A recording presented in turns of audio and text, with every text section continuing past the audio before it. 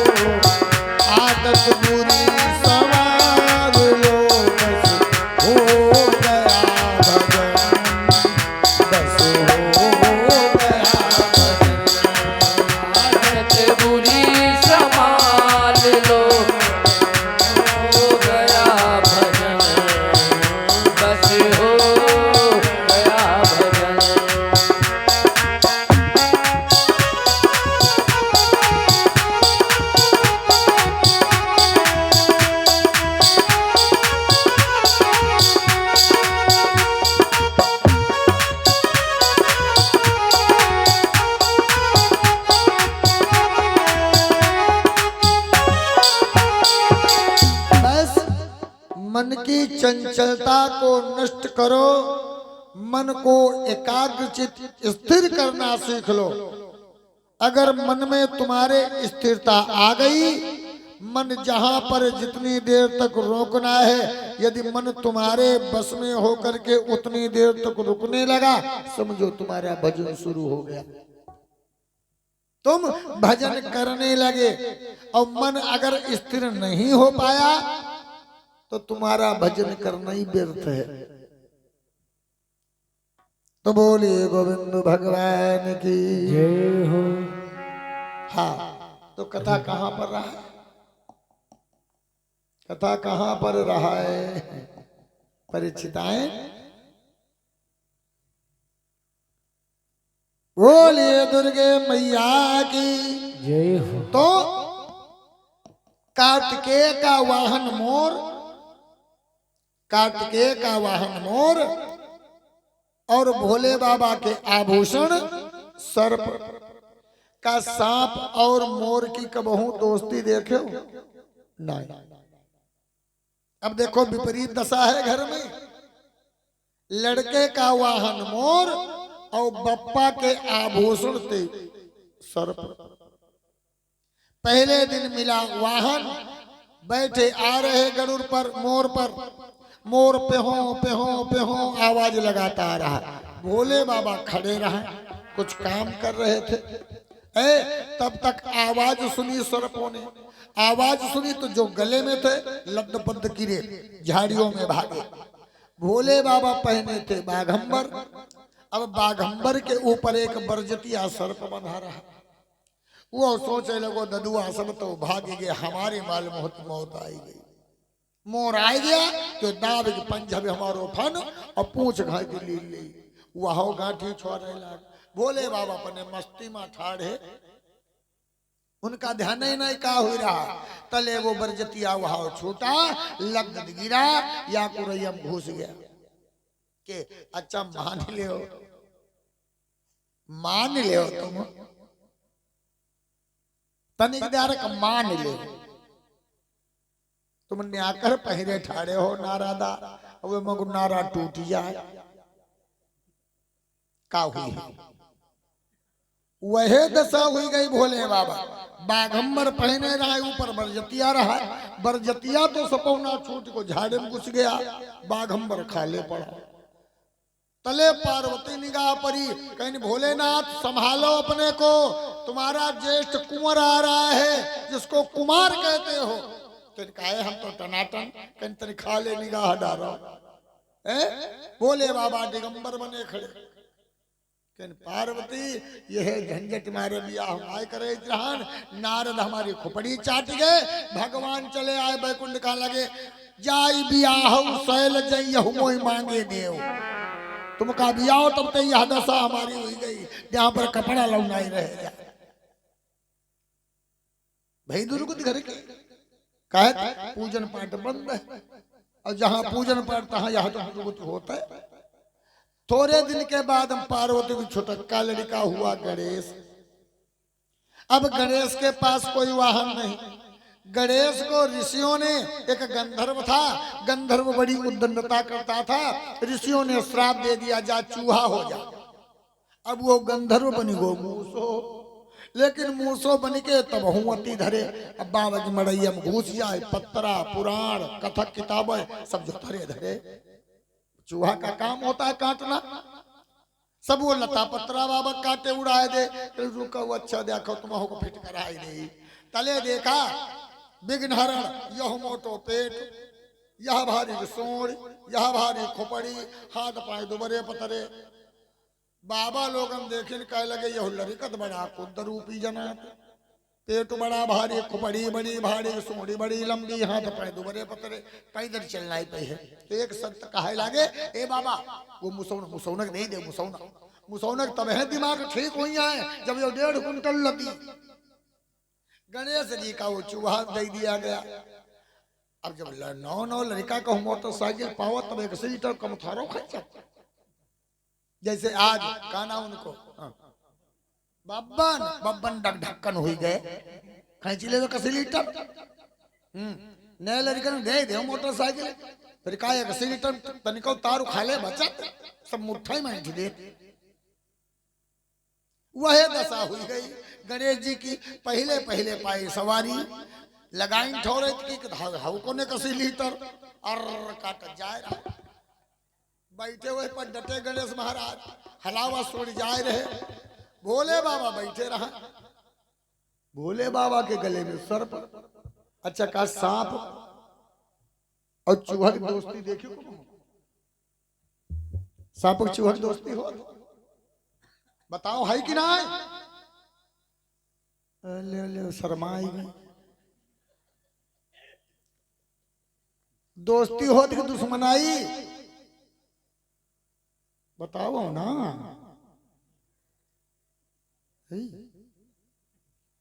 यानी सर्प के लिए हमारे तुम्हारे लिए जैसे छेना, छेना बढ़िया लागत, ऐसे सपौना का मुसौना इतना बढ़िया लागे। अब जैसे ही देखा सर्प ने भोले बाबा गले में चूहा रहा, लपलपाई जीव, आओ दोस्त आओ अब है तुम्हारो, देखो कैसो गट के जनिया कर जाए। तब तक पड़ी चूहा की नजर। चूहे ने देखा हाय मेरा काल, ये तो 1 लीटर खींचे जा रहा है। मुसौने एकदम हैंड ब्रेक मार दी। गणेश खड़बड़ खड़बड़ लुढ़कर चले जा रहे। मुसौना बैग घेर में जा रहा और परे परे गणेश चिल्लाए हाय मम्मी, हाय मम्मी, टांगे टूट गई, नाक सब खुल गई। पार्वती दौड़ी गणेश को उठा लिया। बोले नाथ यू का हुई रहा घर में है? 2 लड़का और तेऊ दोनों लड़का जाके ठोरे इकट्ठा नाए। जब हमारो वाहन आवद तब तुम्हारो वाहन लापता, और तुम्हारो वाहन आवद तो हमारो लापता। यू का भगदड़ मची। हम दो हमारे दो, 4 लोगों का परिवार वो भी इकट्ठा नहीं रह पाता। भगवान शंकर बोले ये हमारी कोई कमी नहीं, इस तुमसे पहले हम अच्छे थे, लेकिन तुम जब ते आई गई हो तब ते सब तड़बड़। कहना हम पार्वती बोले हम का मालूम होत, कोई पड़ोस ही कराए धराए जैसे है ना, कुछ हो लगे यह काहे लगते हो, मालूम होत कोई 2-4 कराए धराए दे हमारे ऊपर है? लेकिन करावा धराई कुछ नहीं है, ये तुम्हारे मति का भ्रम है। तुमको कर्म करना न पड़े और सुख तुमको सब मिले, सुख सब मिले, कर्म तुमको करना न पड़े। भगवान शंकर कहने लगे ये भव बाधा तुम सोचती करावा धराई, करावा धराई सब नष्ट हो जाएगी अगर हमारा कहा माना। तो कहीं क्या करी बताओ? तो कहीं लो माला तुम, एक माला पार्वती पकड़ाया, एक माला भोलेनाथ ली। कहीं वही कोने में तुम बैठो, यही कोने में हम। अब जले कहीं ना तले माला बंद न हो।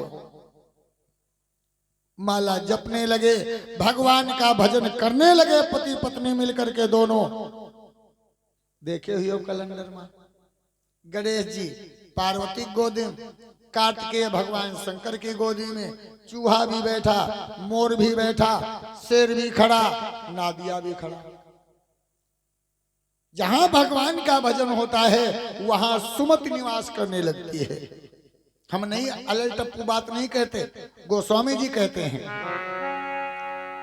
कि मंगल भवन अमंगल हारी, मंगल भवन अमंगल हारी, मंगल भवन अमंगल हारी, मंगल भवन अमंगल हारी, मंगल भवन अमंगल हारी, उमा सहित जेहि जपति पुरारी।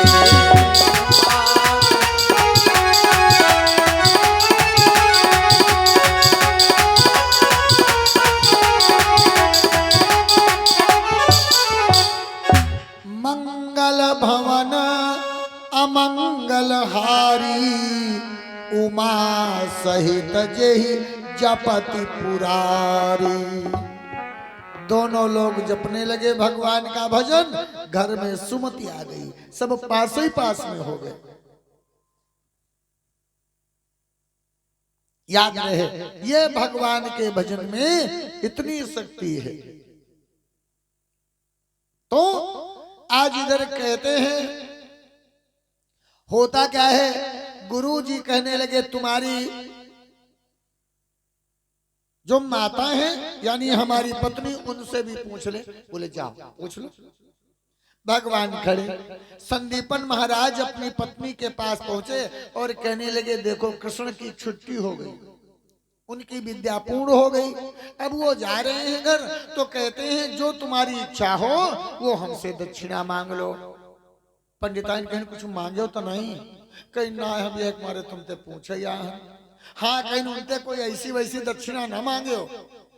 पंडित बोले तो यह महादान बताओ कहाँ मांगी। ब्राह्मणी बोली याद करो, एक बार हम तुम और अपना पुत्र तीनों लोग समुद्र में स्नान करने गए थे, और स्नान करने के समय पर मेरा पुत्र समुद्र में डूब गया था। ये कृष्ण साधारण नहीं है, उनसे कह दो अगर देना चाहते हो दक्षिणा में तो वही जो आज से 10 वर्ष पहले मेरा पुत्र समुद्र में डूब गया था, वो दक्षिणा के रूप में मुझे पुत्र वापस दे दो। संदीपन महाराज वापस आए, पूछा कृष्ण ने, गुरुजी पूछा है, राय मिला ली? बोले हाँ। तो क्या चाहिए? आज कहने लगे कृष्ण, कुछ समय सुनो पहले मोहन, और कुछ समय सुनो पहले मोहन, हम करने के स्नान गए।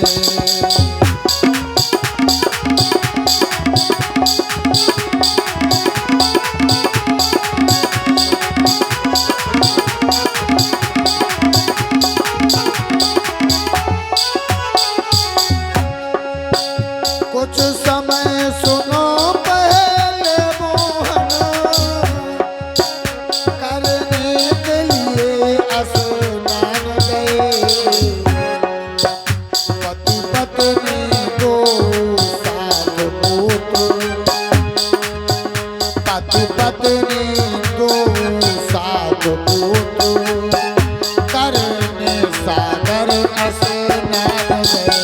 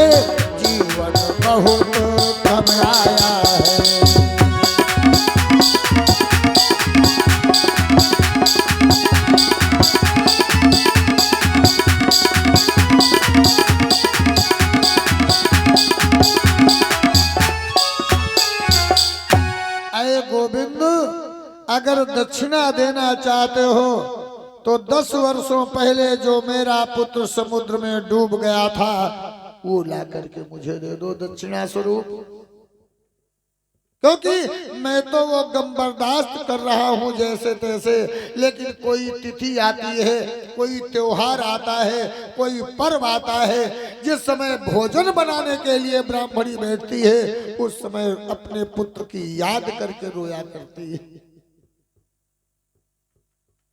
कि जब मैं ये बनाती थी तो मेरा पुत्र कहता था माँ ये चीज बनाओ, ये चीज लाओ, वो चीज खाऊंगा। कोई तिथि त्योहार आता है, हमारी ब्राह्मणी फिर कई दिनों तक अन्न जल छोड़ करके पुत्र की याद में रोया करती है गोविंद। इसलिए यदि दक्षिणा देना चाहते हो तो समुद्र में जो डूबा हुआ मेरा पुत्र है वो दक्षिणा के स्वरूप मुझे वापस करो।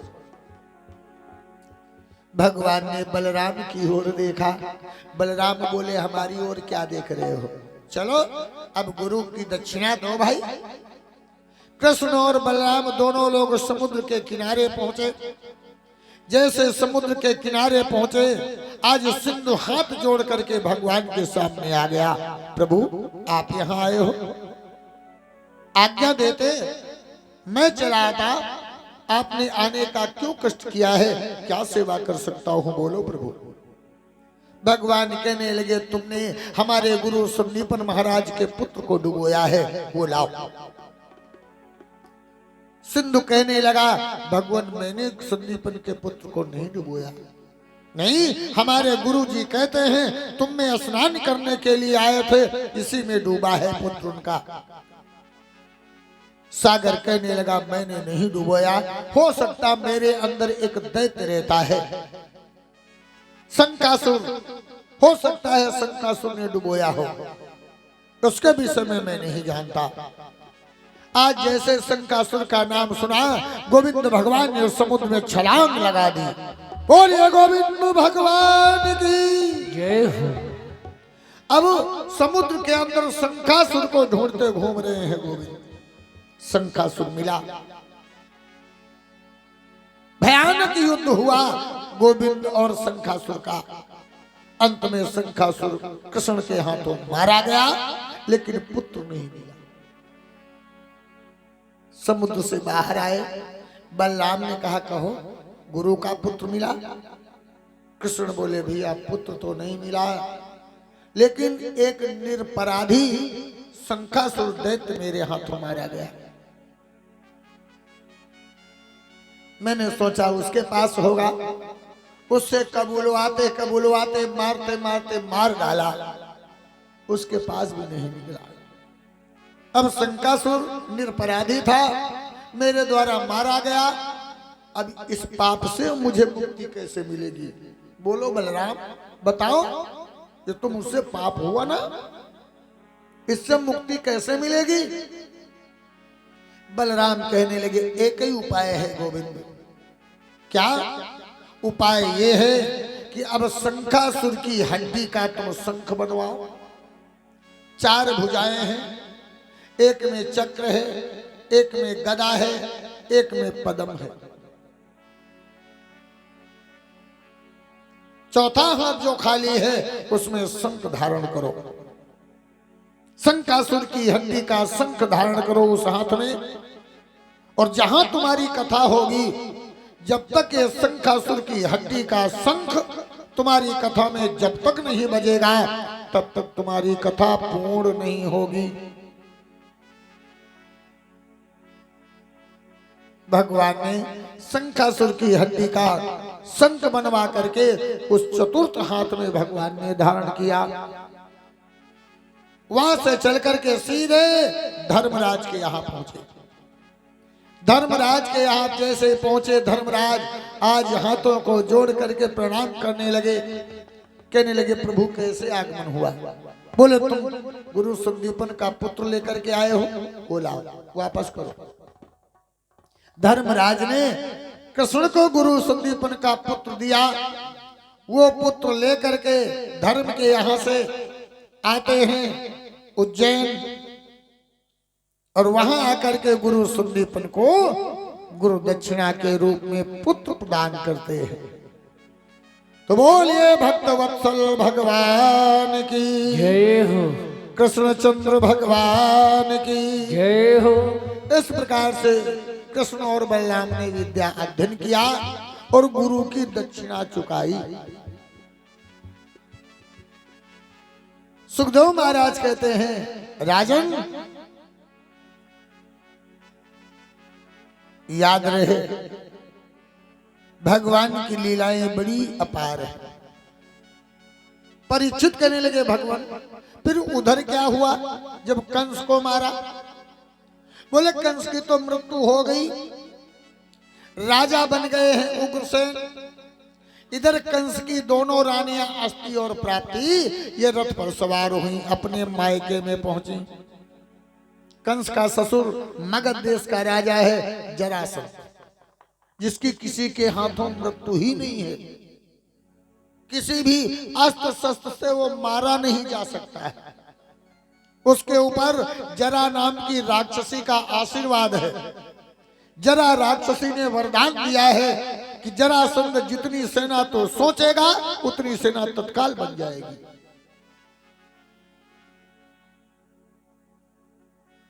जय हो। आज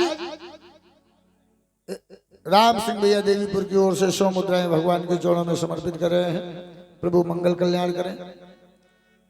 जाकर के दोनों पुत्रियों ने आज रो रो करके अपने पिता से कहा कि तुम यहाँ गणिकाओं का नृत्य देख रहे हो और मदिरा की प्यालियां खटखटा रहे हो। अरे दामाद हाथ से चला गया, दामाद हाथ से चला गया और बेटियां रड़ापा भोग रही।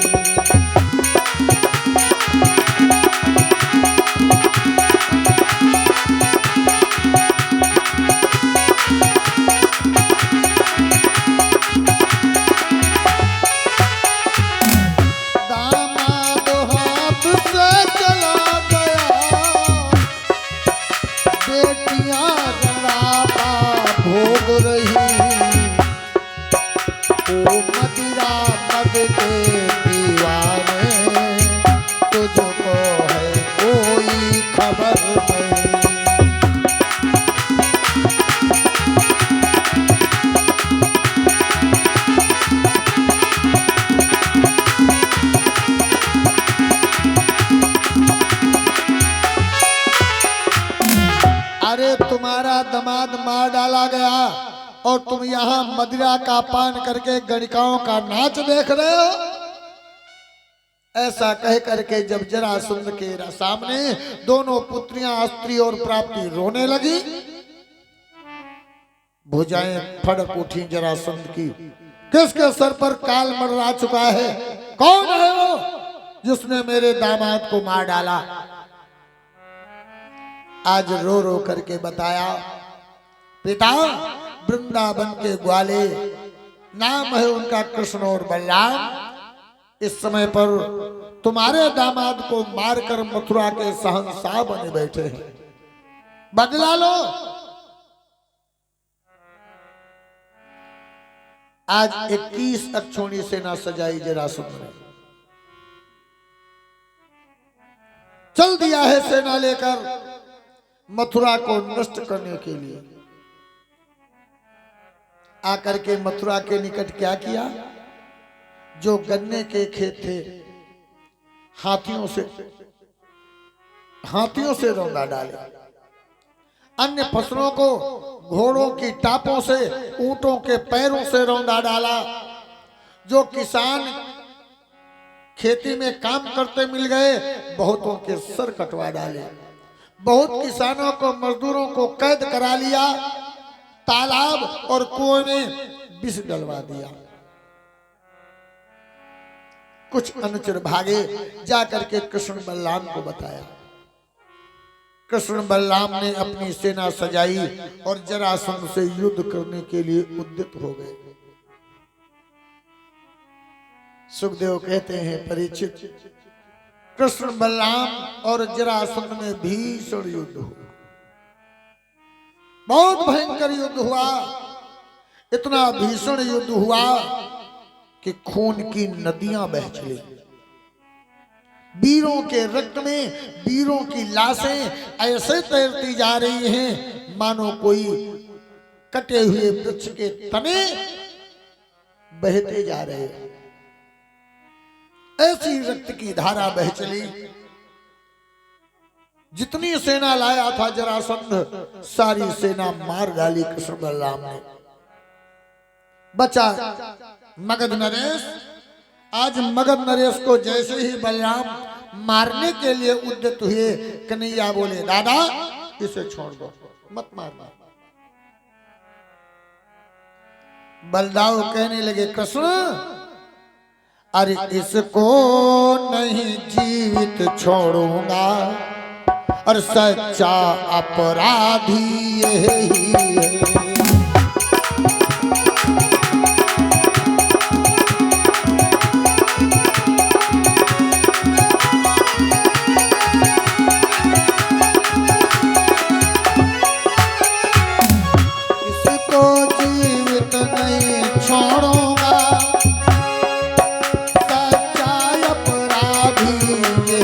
है। जनता को इसने संहारा, जनता को इसने है मारा, जल दूषित किया किसी ने है।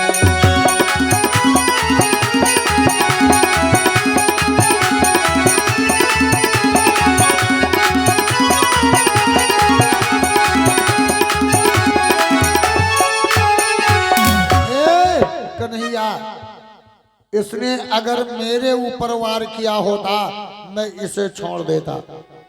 निर्दोष पुत्र के समान मेरी प्रजा का वध किया है, उसके बावजूद तीर्थ कहे जाने वाले कुआं और सरोवरों के जल को विष डाल करके इसने दूषित किया है। ये तो जीवित रहने का अधिकार छीन चुका है, इसे जीवित नहीं छोड़ूंगा।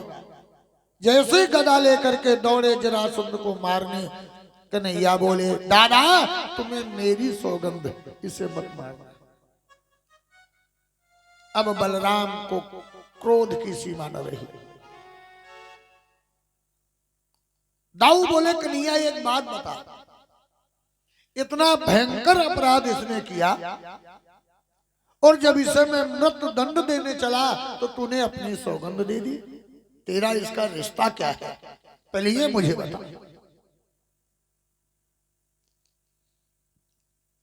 कृष्ण बोलो, थोड़ा क्रोध शांत करो दादा, फिर बता। आज क्रोध शांत किया, आए बोले, अब बता कृष्ण, आखिर तूने इसे मारने से रोका क्यों? तेरा क्या रिश्ता है, कोई खास रिश्ता है? बोले हाँ, बहुत पुराना। कैसा? हम तुम इस भूतल पर काहे आए, किस हेतु? यदा यदा हि धर्मस्य ग्लानिर्भवति भारत, अभ्युत्थानं धर्मस्य तदात्मानं सृजाम्यहम्। धर्म की स्थापना करने के लिए, अधर्म का विनाश करने के लिए और अधर्मियों की नाश करेंगे, इसलिए तो आए। दाऊ बोले हाँ। बोले, जिसको तुम मार डालना चाहते हो ना, ये मालूम कौन है? दाऊ बोले, वही तो पूछ रहा हूं, है कौन? बोले, ये जितने दुनिया में अधर्मी हैं उन अधर्मियों का ये ठेकेदार है। हम तुम एक एक अधर्मी कहां तक ढूंढते घूमेंगे, कहां तक ढूंढते घूमेंगे? ये 21 अक्षौणी अधर्मियों की सेना लेकर के आया था। मथुरा में बैठे बैठे दोनों लोगों ने साफ कर दिया। अब इसको छोड़ दोगे, ये हारा हुआ जाएगा, फिर अनाचारी दुराचारियों को इकट्ठा करेगा, फिर मथुरा पर चढ़ाई करेगा, फिर बैठे बैठे मथुरा में मारेंगे उनको सबको। ये अधर्मियों का सरदार है, अधर्मियों को इकट्ठा करता जाएगा, यहां लाता जाएगा, हम उनको निपटाते जाएंगे हम तुम। ठीक उसी तरीके से जैसे सावन भादो जब महीना आता है तो चारों तरफ जल बरसता है, और जब जल बरसता है तो कीड़ा मकोड़ा बहुत हो, घर में दीपक जला के रख दे, दीपक जला करके घर में रख दो, और फिर देखो सुबह का दीपक कहूं जा, दीपक एक ही जगह धरा रहता कि नहीं? के दीपक और हाथिया का ठोर कि ना है का दियत कहूं मारे जाति ना किरवन कहीं है, दिया तो ठौरे ना। कीड़ा खुदा दुनिया तुड़ उड़, नरिया तुड़ के आए रहे, बगिया तुड़ के आए रहे, ताल तुड़ के आए रहे, और जहां दीपक जल रहा स्वयं दीपक में जल जल करके सवेरे देखो दिया ते झुआ भर की रवा मरे पड़े। क्या दीपक जाता कहीं किसी को मारने?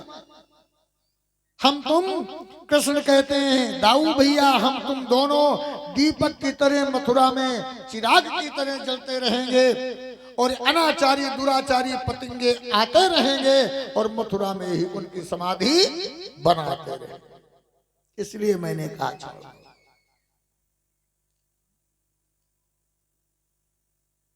आज आया तो था 21 अक्षौणी सेना लेकर के जरासंध, जो दम भरते थे हम तुम्हारे साथ हैं, जहां तुम्हारा पसीना गिरेगा वहां खून बहाऊंगा। लेकिन किसी ने साथ दिया? कोई साथ देने वाला नहीं दुनिया में, केवल कहने वाले हैं। अकेले आए हो, अकेले ही जाओगे। न कुछ लेकर के आए थे और ना कुछ लेकर के जाओगे। कहना पड़ा। देखे हुई हो यही जवानामा, लौकी फार्मी, तोरई फार्मी, कदुआ फार्मी, चावल फार्मी, गेहूं फार्मी, भिंडी फार्मी, मूली फार्मी, करेला फार्मी। का ऐसी कोनो चीज है जो फार्मी न हो, देसी हो? कोई चीज ना है। जब कोई चीज ना है देसी तो हम तुम कहां से देसी आए? हम हो तुम फार्मी, हम हो तुम फार्मी। हाउ फार्मी की ना है? हाउ भाई देसी होते तो यही रुकना पड़ता, यहां से जाना नहीं पड़ता। इसका मतलब हम यहाँ के हैं नहीं, देसी हैं नहीं, फार्मी हैं, जहां से आए वहां जाना पड़ेगा। कहना पड़ा कि सब के सब हैं परदेसी, कोई देसी नहीं। सब के सब हैं परदेसी और साथ क्या निभाएं।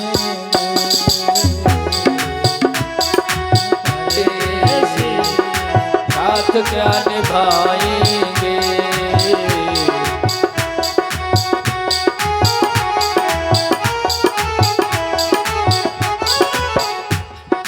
सबके सब हैं परदेसी, साथ क्या निभाएंगे। सबके सब है परदेसी, साथ क्या निभाएंगे।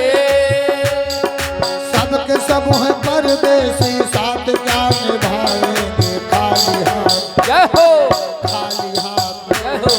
खाली हाथ आए थे और खाली हाथ जाएंगे, खाली हाथ आए थे, खाली हाथ जाएंगे।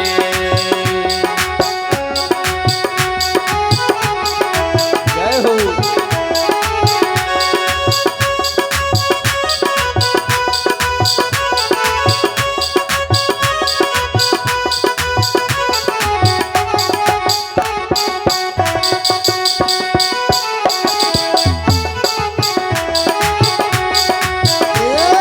सबके सब हैं परदेसी, साथ क्या निभाएंगे। सबके सब है परदेसी, साथ क्या निभाएंगे।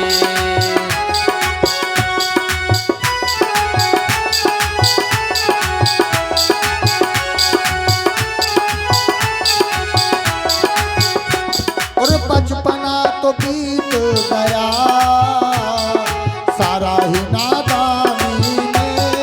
बचपना तो बीत गया सारा नादानी में। बचपना तो बीत गया सारा नादानी में। करना है तो कुछ कर लो इस भरी जवानी में। करना है तो कुछ कर लो इस भरी जवानी में। हाय करना है तो कुछ कर लो इस भरी जवानी में।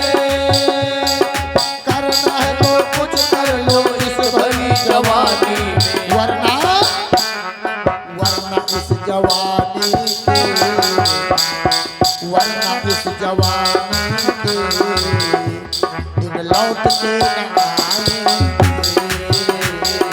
वरना इस जवानी के दिन लौट के न आएंगे।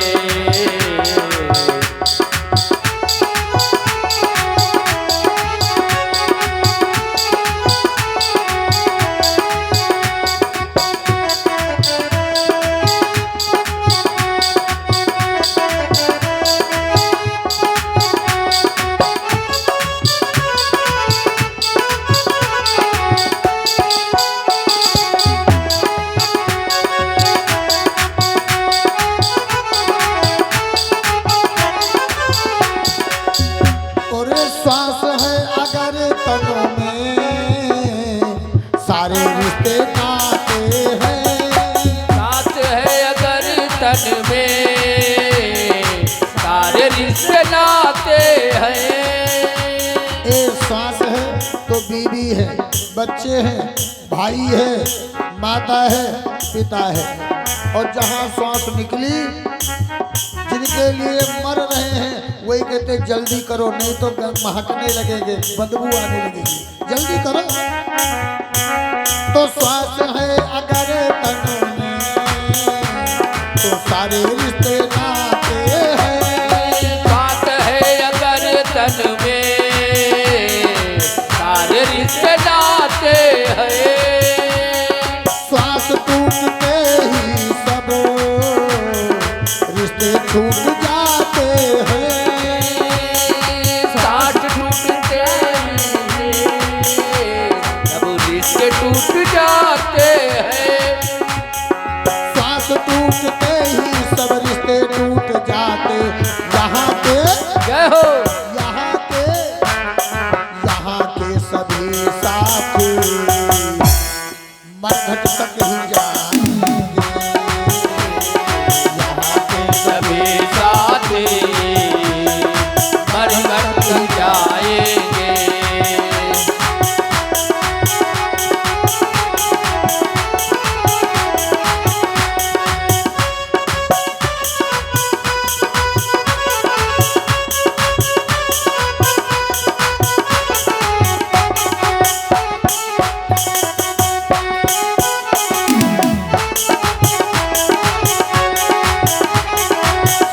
सब परदेसी साथ जाने जाएंगे। खाली हाथ आए हैं और खाली हाथ जाएंगे। खाली हाथ आए हैं, खाली हाथ जाएंगे। बोलिए गोविंद भगवान की जय हो। आज आया तो था 21 अक्षौणी सेना लेकर, लेकिन आज रथ भी नहीं बचा जरासंध का, पैदल जा रहा है मगध देश को। सुखदेव महाराज कहते इसी प्रकार से एक बार नहीं 16 बार आक्रमण किया मथुरा के ऊपर जरासंध ने, लेकिन 16 बार कृष्ण से पराजित हो गया। अब इधर काफी समय हो गया है, तो आज इधर कृष्ण भगवान कहते हैं बाबा को ग्वालों को तो पहले समझाए बुझाए करके भेज दिया ब्रज को। आज उद्धव से कहा उद्धव जाओ, जा करके गोपियां हमारे विराहाग्नि में जल रही होंगी, जाओ उन गोपियों को ज्ञान दे आओ। तुम देवताओं के गुरु बृहस्पति के शिष्य हो, ज्ञानी हो, धर्म परायण